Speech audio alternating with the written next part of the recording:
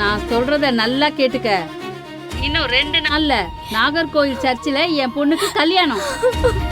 இப்ப சொல்றேன்டா, உன்னால முடிஞ்சா தடுத்து பாடுறா. ஏதாவது திட்டம் போட்டு நீ வீட்டு பக்கம் வந்த, தாமஸ் ரிவால்வரை லைசென்ஸ் வாங்கி தானே வச்சிருக்கீங்க, அதுல புல்லட் கொஞ்சம் லோட் பண்ணி வைங்க. கண்ட நாயெல்லாம் சுட்டாதான் தெரியும். ஜெனி சொல்றது ஒரு நிமிஷம். ஏண்டி திருட்டு போனியா யூஸ் பண்ணி பேசுற? மரியம், நான் நினைச்சதை விட நிலைமை ரொம்ப மோசமா இருக்கு. நான் மாப்பிள்ளை வீட்டுக்கு ஃபோன் பண்ணி நாளைக்கு காலையிலேயே திருவனந்தபுரத்துக்கு ஃப்ளைட் பிடிச்சி வர சொல்லிடுறேன். அங்கிருந்தே நாகர்கோயிலுக்கு போயிடுவோம். அது வரைக்கும் இவளை கண்குத்தி பாம்பா பார்த்துக்கிட்டு. சரிங்க. ஜாக்கிரதை.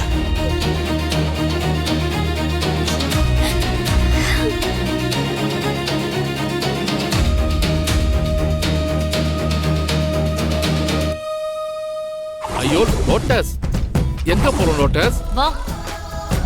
இந்த வேகாத வெயில்ல என்ன எங்க கூட்டு போற? Tell me lotus, கேக்குறேன்ல.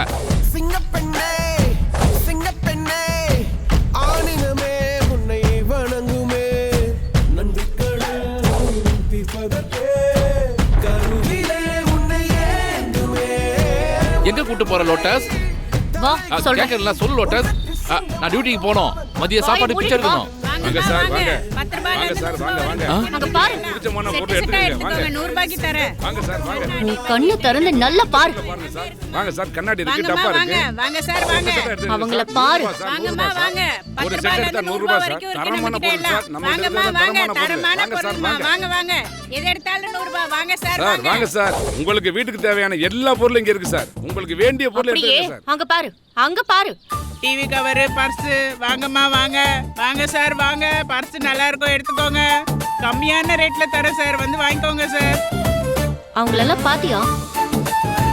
உழைப்புக்கான சரியான முன்னுதாரணம் அவங்கதான். உங்களுக்கு பிடிச்சமான பொருள் எடுத்துக்கங்க. வாங்க. அவரை பார்த்தல, அவருக்கு 2 காலு இல்லனாலும் நம்பிக்கை இழக்காம தன்னால முடிஞ்ச ஒரு முதல போட்டு எதை எடுத்தாலும் 100 ரூபாய் 200 ரூபான்னு காலையில இருந்து சாயங்காலம் வரைக்கும் கத்தி கத்தி சம்பாதிச்சிட்டு இருக்காரு.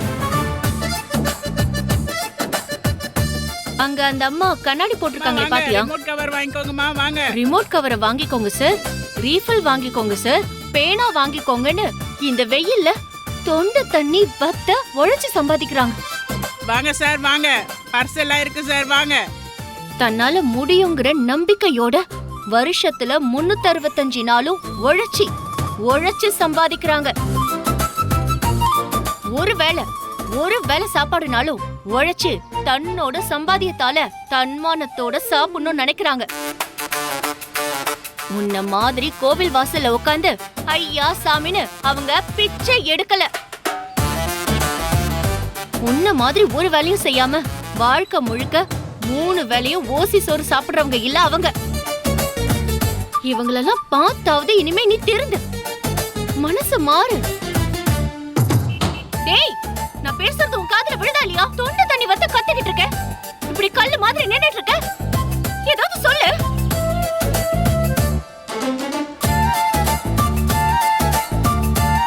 வாங்க சார், வாங்க.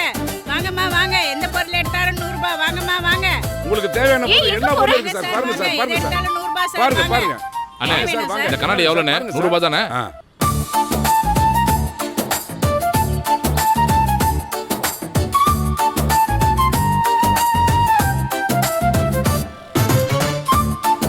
லோட்டஸ்.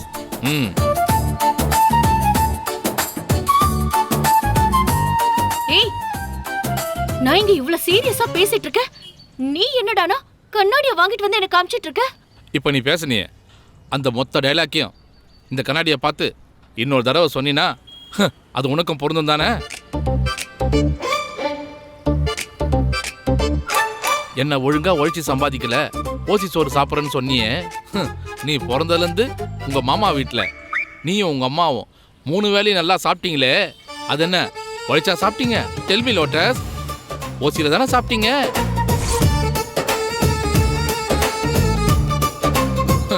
ரோட்டு வாசல்ல உக்காந்து பிச்சை எடுக்கிறது தப்புனா, மாமான்ற உறவு பேரை சொல்லிக்கிட்டு பங்களா வீட்டுல உக்காந்து நீங்க ஓசி சோறு சாப்பிட்டது தப்பு தான். உழைக்காமலே சொகுசா வாழ்ந்த உடம்பு இந்த உடம்பு மட்டும் இல்லை, இந்த உடம்பும் தான். நமக்கெல்லாம் இந்த உழைச்சி சாப்பிட்றதெல்லாம் செட் ஆகாது. சும்மா தேவையில்லாம பக்கம் பக்கமாக வீரவசனம்லாம் பேசாம நமக்கு என்ன முடியுமோ, நமக்கு எது செட் ஆகுமோ அதையே செய்வோம். உனக்கு அட்வைஸ் பண்ணுறதுக்காக 100 ரூபா கொடுத்து இந்த கண்ணாடி வேற வாங்கிட்டேன். சரி, எதுக்காவது யூஸ் பண்ணிக்குவோம்.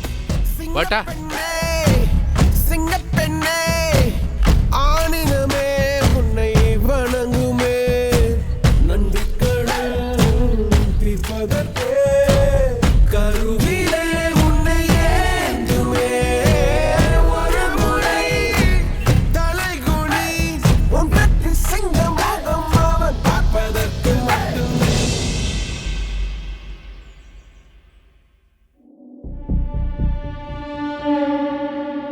உண்மையிலே சக்தி அண்ணனுக்கும் ஜெனிக்கும் ஃபோன் பண்ணி நடந்ததெல்லாம் சொல்லி என்னை மன்னிச்சிரு ஜெனி, இனிமே இந்த விஷயத்துல என்னால உதவ முடியாதுன்னு சொல்றதுக்காக தாங்க ஃபோன் பண்ணேன்.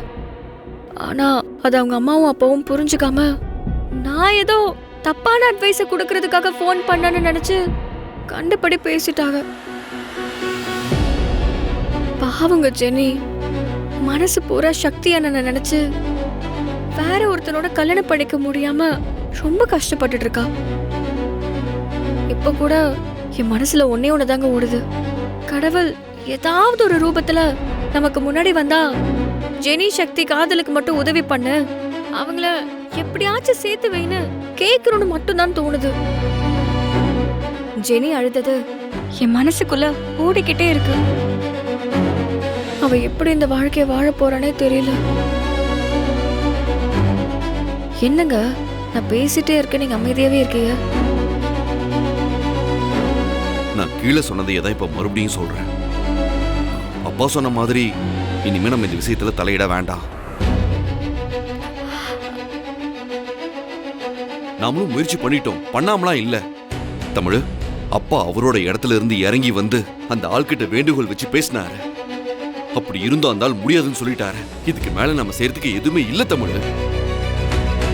இந்த வாழ்க்கையில நம்ம நினைக்கிற எல்லாத்தையும் பண்ணிட முடியுமா என்ன? அதே போல அப்பா சொன்ன மாதிரி எல்லாரோட காதலும் வெற்றி அடைதா என்ன?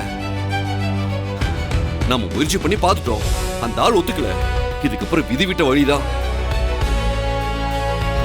யார் கண்டா? ஒருவேளை ஜெனிக்கு அவங்க அப்பா பார்த்திருக்க மாப்பிள்ள அவளை நல்லா வச்சு பார்த்துக்கிட்டா, நம்ம அதுக்கு மட்டும் சாமி கும்பிடுவோம், அவ வாழ்க்கை நல்லா இருக்கணும்னு. நாம இதுல தலையிடுறதால அப்பாக்கு ஏதாச்சும் பிரச்சனை வந்துச்சுன்னா அப்புறம் நான் சும்மா இருக்க மாட்டேன் சொல்லிட்டேன். உனக்கு புரியும் நினைக்கிறேன்.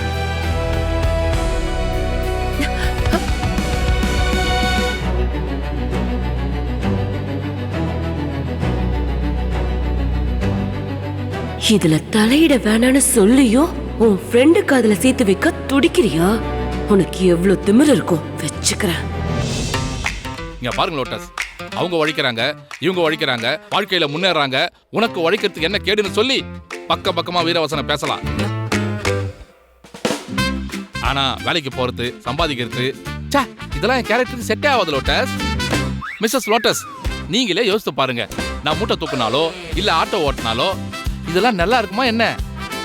சில பேருக்கு சில வேலை தான் பொருந்தும். அப்படி பாக்குறப்போ எனக்கு பொருந்துற ஒரே வேலை பிச்சைக்கு மட்டும்தான். மிஸ்ஸஸ் லோட்டஸ், எனக்கு சரி உனக்கும் சரி இந்த உழைச்சி சம்பாதிக்கிற கான்செப்ட்லாம் ஒத்து வராதுன்னு எனக்கு நல்லா தெரிஞ்சு போச்சு. ஸோ அதனால இன்னொரு தடவை என் மனசை மாத்துறதுக்கெல்லாம் முடிவெடுக்காதீங்க. அப்புறம் லோட்டஸ், எனக்கு டியூட்டி டைம் ஆயிடுச்சு, நான் கிளம்புறேன். Bye aunty, bye lotus, love you.